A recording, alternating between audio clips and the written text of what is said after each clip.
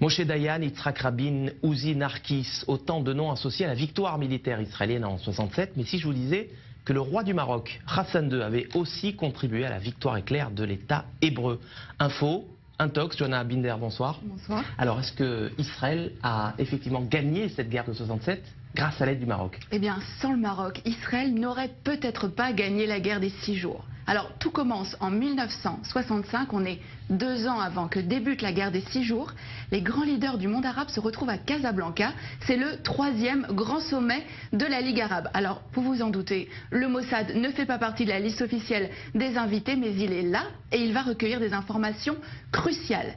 Il y a un protagoniste, c'est Nasser, le président égyptien, le leader de la coalition arabe. Alors dans quel état d'esprit est-il à la veille de cette conférence? Il déclare à Assouan en février: l'année 1965 est la plus dangereuse des années de la lutte arabe. Israël prétend que les Arabes s'apprêtent à perpétrer une agression. Cela signifie qu'Israël a l'intention de nous attaquer. Nous devons donc être prêts à riposter. En septembre, donc quelques mois après, a lieu ce sommet de la plus haute importance. À l'ordre du jour, l'état des forces armées des pays de la Ligue arabe, avec cette question: sont-ils prêts à faire la guerre contre Israël? L'autre homme clé de cette histoire, c'est Hassan II, le roi du Maroc. Il va permettre aux renseignements israéliens de connaître ses ennemis. Et c'est à ce moment-là que le Mossad va donc entrer en action. Oui, absolument. Le Mossad va donc préparer cette opération en amont de la conférence. Plusieurs jours avant, une équipe du Shin Bet et du Mossad, il s'appelle à Tsiporim, donc les oiseaux, vont occuper le dernier étage du très luxueux hôtel à Casablanca où sont attendus les dirigeants arabes et où va aussi avoir lieu la conférence. Mais la veille de ce sommet, Hassan II est pris de panique et il somme les agents israéliens de quitter l'hôtel. Mais au terme de cette conférence, il va livrer aux agents israéliens l'enregistrement complet de cette conférence. Hassan II a tout enregistré en secret. Il n'a pas confiance dans les invités de la Ligue arabe. C'est à peine croyable. Mais qu'est-ce que les Israéliens vont bien pouvoir découvrir sur ces cassettes? Alors, les enregistrements vont révéler qu'il est question de créer un commandement arabe unifié pour mener les hostilités contre Israël. Et le point crucial, c'est que les rangs arabes sont profondément divisés. On va pouvoir entendre des échanges extrêmement vifs entre Hussein de Jordanie, mais aussi Nasser.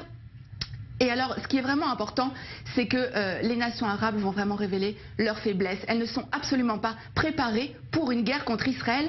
Et c'est vraiment sur la base de ces informations-là que Tsahal va lancer les premières opérations de la guerre des 6 jours en 67. Alors voilà un dirigeant arabe sunnite qui est censé être solidaire de ses homologues arabes. Pourquoi Hassan II a-t-il fait ce choix? Qu'est-ce qui l'a motivé? Alors, ce qu'il faut savoir, c'est qu'avant déjà ce sommet, le Maroc et Israël entretenaient déjà des relations stratégiques. Hassan II avait accepté que des juifs marocains émigrent vers Israël, en échange de quoi Israël fournissait une aide logistique au Maroc, notamment en formant ses militaires. Et suite à cette opération qui a vraiment été considérée comme le fleuron des renseignements israéliens, Israël est en dette vis-à-vis du Maroc. Seulement un mois plus tard, en octobre, cette dette a un nom, c'est Mehdi Ben Barka, le plus farouche opposant d'Hassan II. Le Mossad participe à l'opération Baba Batra. L'objectif, c'est faire disparaître absolument Ben Barka, Baba Batra aux initiales donc de Ben Barka, mais c'est aussi le nom d'un traité du Talmud. Le Maroc a donc été un allié indispensable à Israël dans la guerre des 6 jours, même si, on le voit bien, aucun cadeau n'est gratuit. La petite histoire de la grande histoire. Merci Johanna Binder pour ces détails croustillants, dignes des plus grands films d'espionnage. Merci d'être passé nous voir sur le plateau du Mag-Orient.